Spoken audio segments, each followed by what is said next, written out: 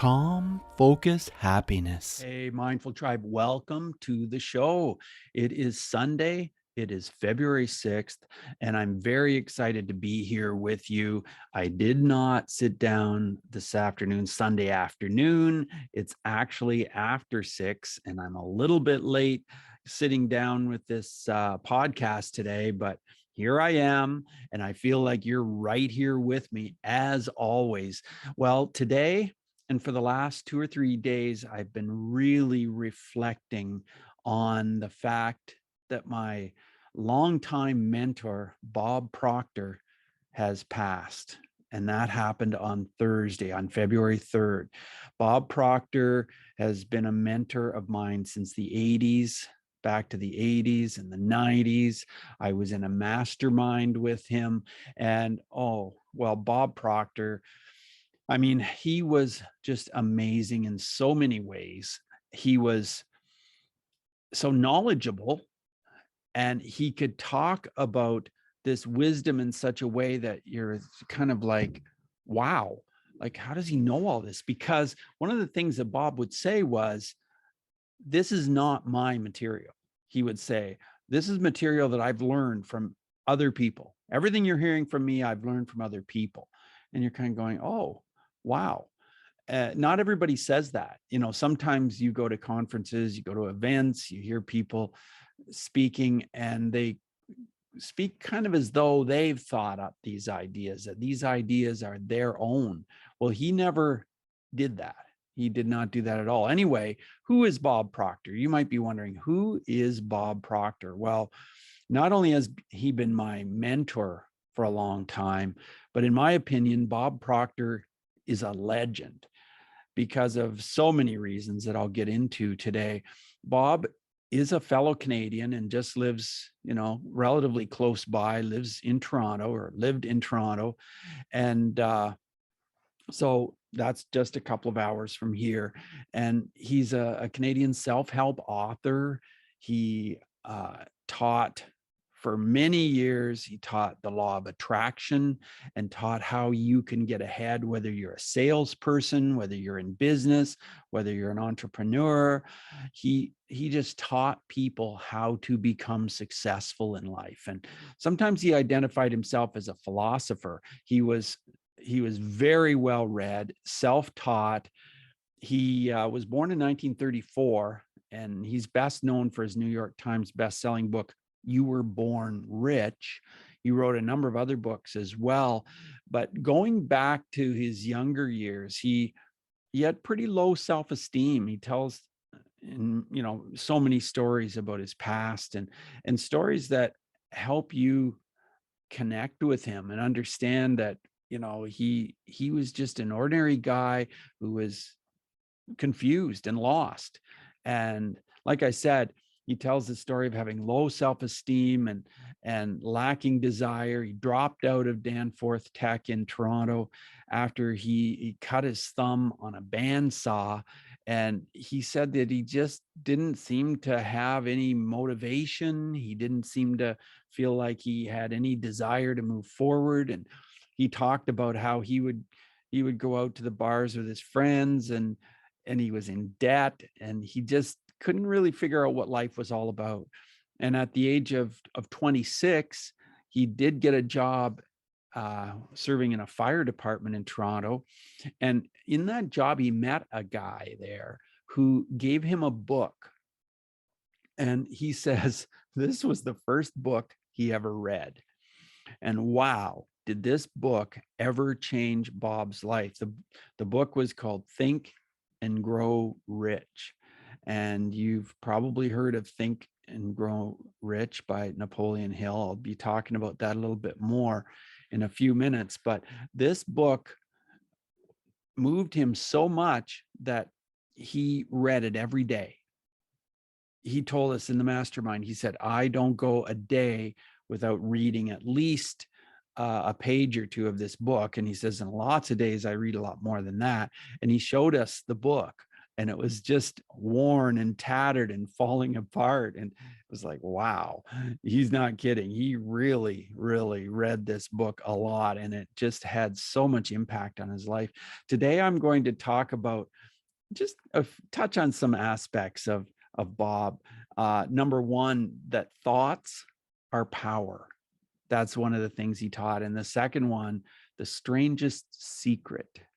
And the third, like I said, is about the book Think and Grow Rich by Napoleon Hill. And if you haven't read this book, I highly recommend it. Number four, I'll talk a little bit about mantras, which is something that Bob taught and encouraged his students to do. And then I'm going to just wrap it up with some reasons why Bob was a legend. And so first, thoughts are power. What you think can become your reality. And in fact, Bob taught you that what you think will become your reality. He talked to us a lot about that in the mastermind, and how, you know, sometimes people think this is nonsense or that this just doesn't make sense. But a lot of the people who, you know, think in terms of poverty, or they think in terms of lack, you know, then that's what they're surrounded by. And he had so many stories to tell you and to teach you how what you think about becomes your reality. And he said that thoughts are sending out like a magnetic signal that's drawing back to you, you know. And on the movie The Secret, which Bob was featured in the book The Secret, Joe Vitale, who is also a contributor, he said, you know, that if you can see yourself living in abundance, then you will attract it. And that's exactly what Bob taught as well. And my second point, the strangest secret. And so, you know, this was Earl Nightingale's thing. And Earl Nightingale is someone who made a recording way back in 1959 called The Strangest Secret. And he made this recording, and of course it was on vinyl. He was a radio broadcaster, and quite a famous radio broadcaster. And so he made this recording, and up to then, most of the successful recordings that had been made were singers and musicians, you know, music. It wasn't an area where there were a lot of successful spoken word recordings. This was one of the first ones that sold to the extent that it did, because it sold over 1 million copies, which was huge back in 1959. It was a very big deal. And so Earl Nightingale was awarded a gold record for having achieved this by Columbia Entertainment. So, you know, you can search this. You can listen to Earl Nightingale's 1959 version of The Strangest Secret. And what do you think the strangest secret was? What was this secret that he talked about? Well, basically, I've already told you. The strangest secret is that you can and will become what you think about. You will become what you think about. And, you know, that's not really so woo-woo as some people think it is. You know, really be careful of what you think about, what goes on in your mind. And number three, Think and Grow Rich by Napoleon Hill. I already mentioned it. It was written in 1937. And it's just such a classic. And it was a very popular, inspirational, motivational book for individuals who wanted to move ahead, wanted to reach their goals by learning, particularly by learning from important figures in history. And it was inspired by Andrew Carnegie. Napoleon Hill interviewed 504 people, and some of them were like Ford and Wrigley, Wanamaker, Eastman, Rockefeller, Edison. There were so many, Firestone, 3 US presidents. And he took the information he learned from these interviews and he wove it into this book. And it took 20 years of his life that he dedicated to this. So this book it's very powerful. And I really recommend you do read Think and Grow Rich, or listen to it if you like to listen to your books. Number 4, mantras. Well, Bob really believed in making sure that the thoughts you think are representing what you want in life. I've already talked about that. And so he talked about mantras and talked about how, you know, it was very important to make sure that those thoughts going through your mind, in fact, were positive and were thoughts that could bring in more positivity. And he warned you about certain things. He said, like, don't think, I want to get rid of my debt. I want to get rid of my debt. I want to get rid of my debt, because your brain is going to be thinking about and hearing the word debt, debt, debt, debt. And he said that will bring on more debt. That's going to keep you in debt. And so instead, he said, think things like this: every day, in every way, I am becoming more and more prosperous. Every day, in every way, I am becoming more and more prosperous. When I hear those words, I just instantly think Bob Proctor, because he taught us to say those kinds of words in our head out loud. Here's another one: I am so happy and grateful now that money comes to me in increasing quantities from multiple sources. That was another one that he strongly encouraged us to focus on. So mantras, and you could call them mantras, you can call them something else. It doesn't matter what you call them, but he said, just make sure that the thoughts that you're running through your mind are positive and that they are representing what you want to bring into your life. Now, Bob Proctor was a legend, and he was a legend for so many reasons. I mean, in fact, he was actually asked to write the afterword in the book, Think and Grow Rich. And so if you look at it online, search up Think and Grow Rich, you'll see that Bob Proctor has he's mentioned on the cover as writing the afterword. And he was such a world-renowned speaker. He spoke in countries all over the world. He flew here, there, and everywhere. I mean, in the thriving part of his career. He didn't travel as much when he got older, but he still was doing things. He was still always involved in projects, and he had ideas and he had thoughts. And he said, I'll get on a plane and I'll immediately just start jotting down notes, thinking of ideas. Well, maybe I could do this, maybe I could do that. And his mind was just go, go, go a lot of the time. He was very, very into thinking up new, exciting ways to create and to help people. And as I've already talked about, he explains about our mind. One of the things he taught us, he would say, your mind and your body is all about vibration, and humans are capable of controlling your thoughts and therefore our vibrations. And he talked about how everything is vibrating. Molecules, are vibrating, and therefore we're capable of controlling our results because we are able to think. We have thoughts. And he said there's nothing in a person's life they cannot change through thought and the law of attraction, which is basically thought. And he taught that having a definite goal is one of the best ways to achieve what you want. And he emphasized, write down your goals, make them clear. He talked a lot about goals, and he talked about, having a little card that you carry with you, that you constantly look at. You remind yourself, what are my goals? What am I working toward? What do I want in my life?